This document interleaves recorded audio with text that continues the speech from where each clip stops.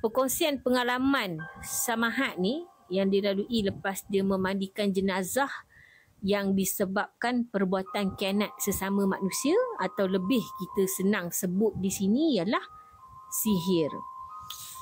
Lebih kurang pukul 6 petang macam tu, Samahat ni dia ada dekat pasar malam tau. Okay, jadi dia tengah jalan sorang-sorang, dia nak carilah apa benda yang dia nak makan dengan family dia, dengan nenek dia kat rumah. Sambil pusing-pusing nak beli apa yang patut tu, dia kata nak beli nanti banyak-banyak, membazir pula kan. Okay, lepas dia beli masa tu, dia pun pergilah kat kereta dia. Ada seorang pakcik ni tegur dia. Pakcik tu kata, amboi kereta dia lawa. Okay. Dia kata, sekejap kita sambung part dia ni. Okay.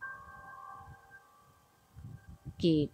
Dia nak balik dah. Tadi dia cerita dia pergi pasar malam. Dia cerita, kita tak mau dengar dia pergi pasar malam. Kita dengar pengalaman dia. Okay.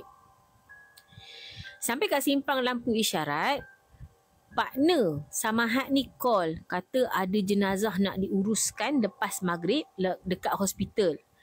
Dia pun teruslah Samahat ni tadi dia pergi pasar malam beli makanan untuk mak dengan nenek dia kat rumah, terus dia balik hantar makanan dulu, terus Samahat ni siap pergi hospital.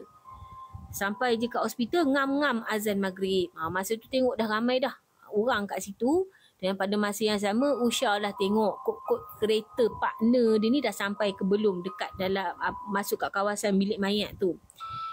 Dia tengok jenazah, sementara tunggu partner dia sampai, Samahat ni pergilah tengok jenazah kat dalam bilik mayat tu kan.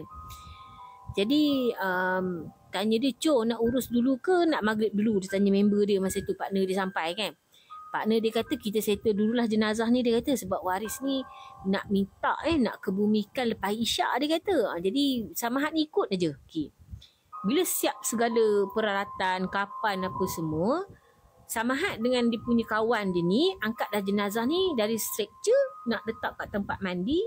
Sambil masa tu Samahat ni cakap, "Allah beratnya," dia kata.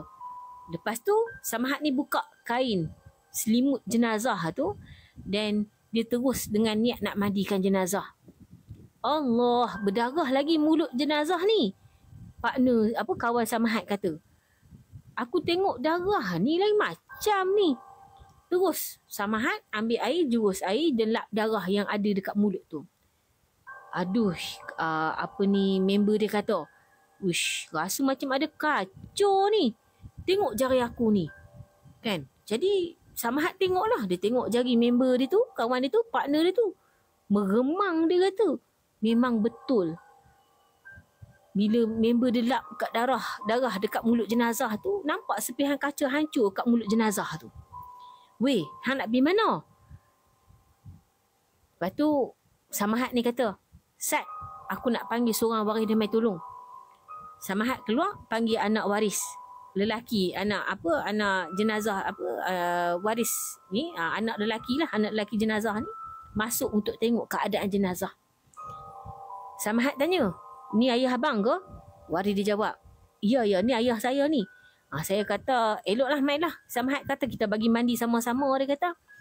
Masa usap badan tu nak meratakan air kat badan jenazah tu, rasa macam ada benda-benda tajam kat badan tu, tapi Samahat diam. Samahat ni tanya dekat orang kata waris dia kan.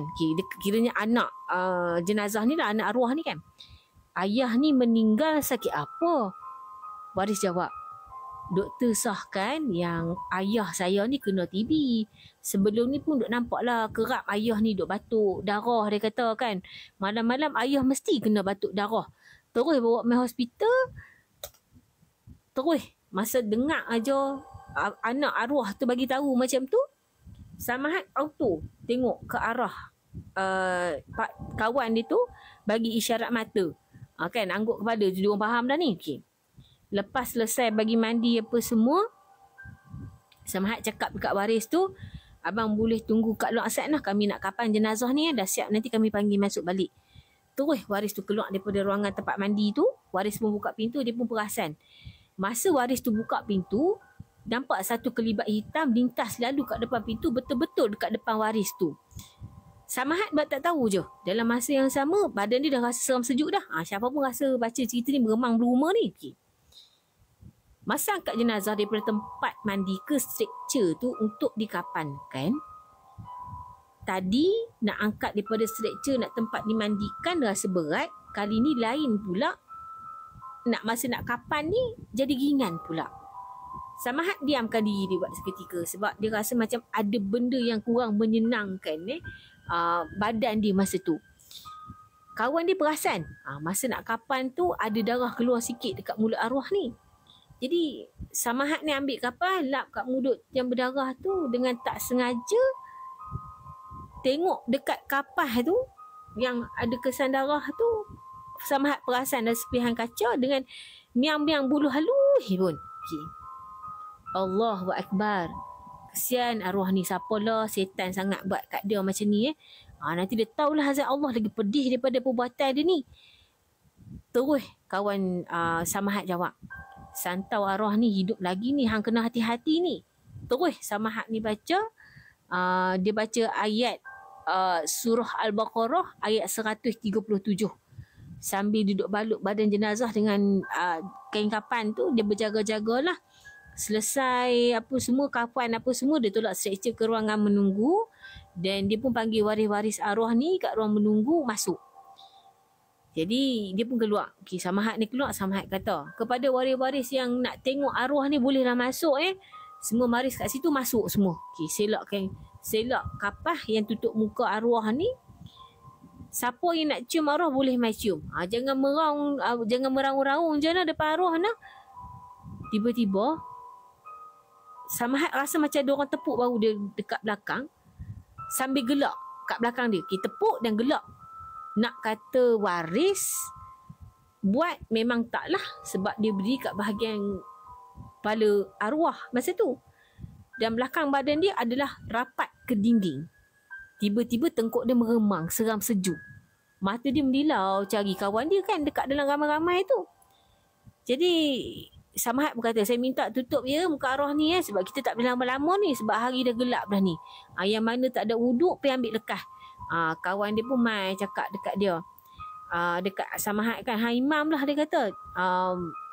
Member dia ni, member Samahat nak pergi kemas kat dalam kat tempat mandi tu kan. Okay. Jadi Azad member mai saya cakap kat dia, imam lah. Okey. Bukan, masa partner dia sampai, dia suruh partner dia imamkan solat jenazah tu. Samahat yang nak masuk ruang mandi tu nak kemas. Okey. Masuk kat dalam tu, duduk tak duduk, tiba-tiba lampu kat dalam tu kan dia macam terpadam, lepas tu menyala. Terpadam menyala dalam bilik mandi tu. Samahat pusing belakang. Tengok ada satu lembaga macam gerah bertenggek kat atas rak barang kat dalam bilik jenazah tu. Terkejutlah kan. Terduduk, lepas tu lampu terpadam. Sekelip mata tu. Dia tengok lembaga tadi dah hilang. Hang memang saja nak tunjuk diri hang no. Kau hang memang saja nak main gila dengan aku. Mas Samahat kata macam tu kat dia. Kat benda tu. Terus dia dengar macam bisikan. Samahat dengar kat telinga kiri dia ni. Macam ada lelaki tu bersuara. Garuk dengan yang gelak lah. Suara garau gelak lah, senang cerita kan. Samahat bangun. Dia cuba nak bangun, dia tak boleh ni. Dia rasa macam ada benda tahan dia, tak bagi dia bangun. Samahat istighfar 3 kali, baca ayat kursi dan dia cuba bangun. Tapi tak berdaya nak bangun. Samahat dengar benda tu gelak kat telinga kiri dia tau. Lepas tu Samahat baca 3 kali ayat surah Al-Furqan ayat 23. Lepas dia baca, dia tengok atas keliling setan kera tadi tu yang hitam duduk atas bau dia tu pun mula menggeletak kan. Lepas tu dia kata macam ni, Samahat kata dia macam masa tu letih tau. Dia macam keadaan dia lemah kan. Dia macam bermaut dekat tempat yang mandi tu tau. Member dia tanya, hang ni kenapa? Ada setan kat dalam ni ajak aku gaduh. Samahat kata kat member dia. Sambil tu kawan dia ni pun papah lah keluar daripada ruangan mandi tu. Duduk dekat dia atas kerusi tu. Adalah dekat depan pintu tu ruangan elok aja dia kata. Tengok lampu kat dalam tu tak adalah pula nak berkelip-kelip apa kan. Partner dia tu terus tengok. Kebetulan ada attendant lalu kan. Jadi dia kata dia nak pintu keluar kan. Dia pun panggil Samahat ni, abang main nak minta tolong Ustaz. Dia terus keluar. Abang tak tahu, macam tak dengar apa yang dia panggil lah. Samahat ni panggil kan. Dia dah fikir lah kan, apalah yang member dia duk buat kat dalam tu. Lampu duk berkelip lagi. Kan? Duk tak duduk peti mayat tu. Tiba-tiba bunyi macam ada orang tendang daripada dalam tau. Terkejut Samahat. Hilang semangat dia, terus dia kali tengok attendant tu lalu lagi. Berjalan ikut pintu keluar. Dia tarik nafas dalam-dalam. Pejam mata, dia baca Al-Fatihah 4 kul dan dia baca Bismillah Sulaiman 7 kali. Lepas tu dia buka mata. Dia bangun sambil dia ucap Allahu Akbar. Terus dia masuk ruangan mandi tadi tu. Samahat tengoklah kawan dia ni tengah bersilat kat lantai sambil baca ayat-ayat suci Al-Quran. Lampu duk berkelip lagi masa tu. Samahat ni keluar lah. Pergi tengoklah kot lah ada siapa boleh minta tolong kan. Keluar aja tengok kosong, tak ada siapa dekat ruangan menunggu tu. Samahat nampak ada Pak Gad lalu. Dia pun panggil, Pakcik minta bantuan sat kat dalam ni. Dia kata macam tu kat Pakcik Gad tu. Pak Gad ni pun ikutlah sambil tanya, pasal apa ni dik? Pak Gad ni nampak dah lampu berkelip-kelip kat ruangan mandi tu kan. Terus orang kata hilang. Tahu-tahu yang ada bunyi dengar suara woi dengan tapak kasut langkah 1000 kat belakang dia. Dia tawakal je nak pergi tolong kawan dia yang ada kat dalam tu. Dia pun buka pintu. Terus menyala kan. Terus menyala dalam masa yang sama. Dia pun terjatuh. Macam ada benda langgar Samahat ni masa dia buka pintu tu. Partner dia angkat dia. Okay, dia tanya, okey tak? Okey, sikit je ni. Setan apa kat dalam tadi? Samahat tanya. Setan tu lah penghantar benda tu tak baik ke arwah tadi tu. Terus minta dia pulihkan semangat dia lah member dia ni, Samahat ni. Dalam 5 minit macam tu, dia orang berdua ni berkemaslah tempat mandi tu sama-sama. Dalam duk tengah kemas tu, dia orang ni terkejut pula. Pintu tiba-tiba terbuka luas. Nampaklah Pak Gad tadi yang Samahat panggil tadi tu bawa geng 4 orang. Terus kawan Samahat ni tanya, kenapa pakcik? Pak Gad ni pun jawab lah, adik ni, dia tunjuk ke arah Samahat lah. Dia kata adik ni panggil saya minta tolong. Jadi saya seorang mana lepas, dia kata. Saya main panggil backup lah, apa-apa senang, dia kata. Teruslah Samahat ni gelak senyum je tengok Pak Gad tu. Tak ada apa dah, dia kata. Benda dah selesai dah, kami pun siap-siap nak balik dah. Lepas settle, kemah, azan isyak pun masuk lah waktu orang kemandang dengar dah. Dengan partner dia gelak kan. Dia pun gerak balik lah masa tu. Sampai kat kereta, terus partner dia ajak pergi masjid depan tu lah. Jangan lupa baca Bismillah. Member dia pesan, hentak kaki 3 kali sebelum masuk kereta. Nasib baik dia ingat lah. Kalau tahu tak ada lah, dia kata dia tak buat dah, dia kata. Samahat pun terus balik. Masuk on the way keluar daripada kawasan hospital tu. Terus Samahat yang tadi tak larat apa semua tu terus jadi cergas. Terus ikut pergi masjid, tunai surat isyak dengan kadar solat maghrib tadilah. Lepas selesai tu, dia pun beredar dan beransur balik ke rumah lah. Masa on the way nak balik tu, dia terfikir, macam manalah arwah pakcik tu tahan sakit santau ni. Kesian sangat, dia kata. Sampai je rumah, sekali lagi dia ambil langkah berjaga-jaga. Dia ambil duduk Samahat ni sebelum masuk rumah. Buka pintu bagi salam. Terus nenek dia tanya, ini bahasa Jawa kan? Siruk aring endi, kata dia. Kalau kamu daripada mana? Kan? Samahat pun katalah, dia dari Pekan tadi jalan-jalan. Terus nenek dia kata, bahasa Jawa lah kan? Kejap. Dia cakap bahasa Jawa, siapa tak nak baca? Huduh dengarnya. Kejap kawan dia kata, apa dalam bahasa Melayu dia, kejap, tadi kawan kamu datang. Nenek dia kata, pintu ni diketuk banyak kali. Nenek bangun nak buka pintu tu, tak boleh dikunci. Dia kata, macam tak bagi buka terus. Kan? Diam orangnya. Nenek dia ubah topik lah. Masa sembang dengan nenek dia tu, lepas 10 minit tu, dia layan nenek dia, terus dia bersihkan badan. Lepas mandi tu, Alhamdulillah, dia kata dah sebadan besar. Dia solat sunat 2 rakaat. Lepas tu dia sambung balik layan apa topik dia dengan nenek dia tu. Sampailah dia terlelap tidur. Pesanan Samahat ni sangat berguna untuk kita. Bukan untuk Syafa, untuk hampa semua yang tengok dalam live Syafa ni. Ingatlah betul-betul pesanan Samahat, berhati-hatilah kalau nak makan dekat luar ataupun dekat mana sahaja.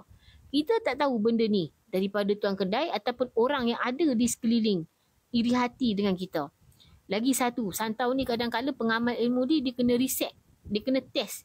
Kuat tak kuat. Dia pun tak tahu yang santau ni salah satu sihir yang boleh membawa maut lah.